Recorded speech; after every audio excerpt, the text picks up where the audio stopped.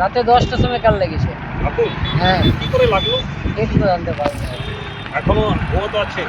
পুরো দেখছো না, পুরো একদম সাইড থেকে পুরো একদম হাহাকার হচ্ছে।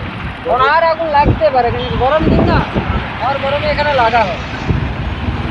আর এক গরম। ধোঁয়াটা তো পুরো হাইওয়েতে চলে আসছে। এই তো পুরো হাইওয়ে বন্ধ হয়ে যাবে তো। আপনি দেখবেন খালি এক ঘন্টা দাঁড়ান দেখো আপনি, পুরো একদম লাভলাভ হবে।